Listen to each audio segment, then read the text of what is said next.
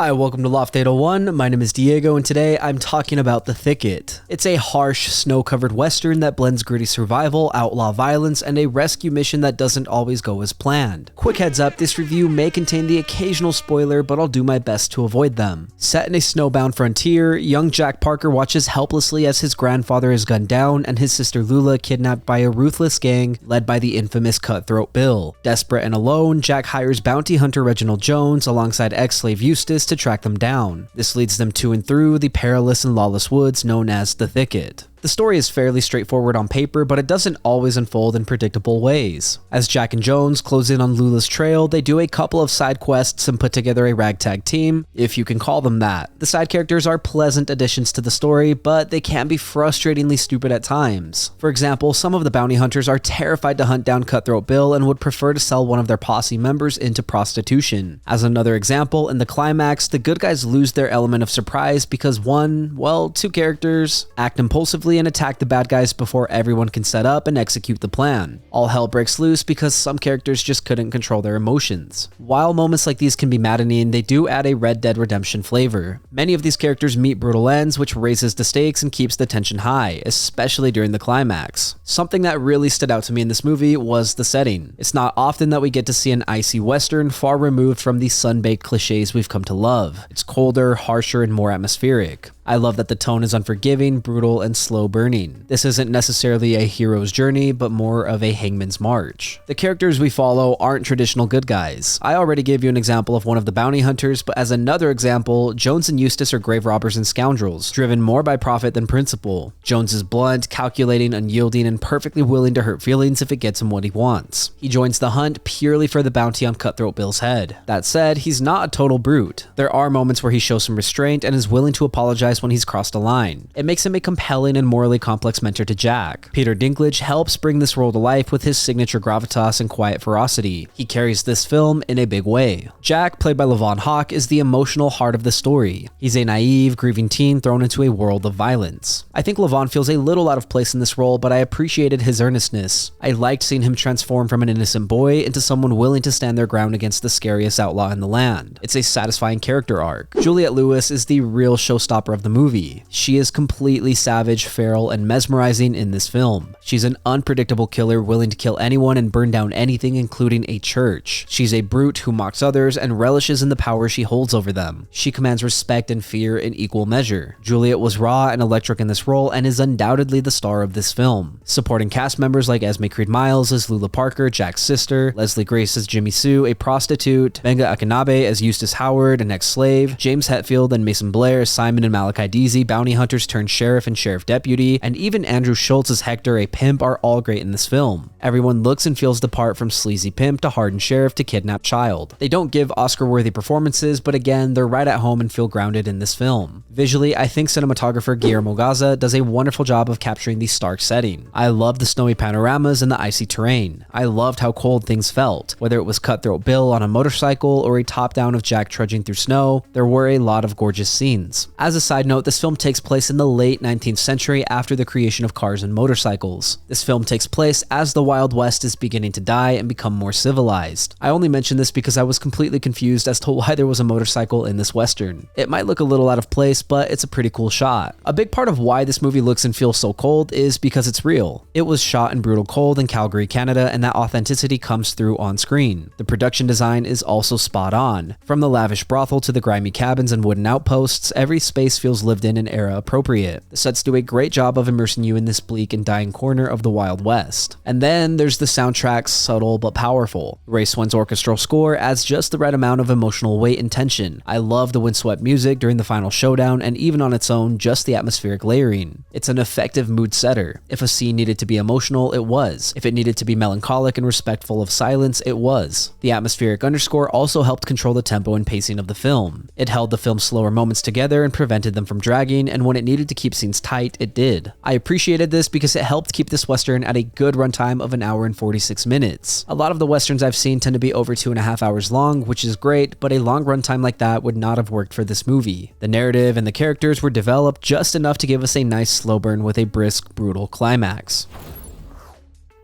The Thicket is an icy, raw, and immersive western that builds a haunting and harsh atmosphere. The standout duo, Juliette Lewis's ruthless cutthroat Bill and Peter Dinklage's morally complex Reginald Jones, carry the film, while Levonhawke's earnest Jack Parker adds the emotional core, even if he wasn't the best casting pick. Side quests and side characters give the film a Red Dead Redemption style scope, though a few narrative threads drop off before they're resolved. Still, thanks to stunning cinematography and an evocative score, The Thicket remains a memorable experience, cold, brutal, and smartly told. It may not reinvent the genre or resolve every subplot, but it does carve out its own feral, snow-covered corner of the frontier, and it is wholly worthwhile. Thank you for listening to my review of The Thicket. If you enjoyed the content, leave a like and hit subscribe. If you did not enjoy the content, thank you for sticking around. As always, I would love to read what you have to say, so leave a comment and let me know what you're thinking. Also, if you want me to review something, don't forget to let me know and I will do my best to get to it. Lastly, if you want to see some more from me, then you can check out my vlogs linked up above or my podcast, Good Friends. Again, thank you for watching. My name is Diego and I will see you next time.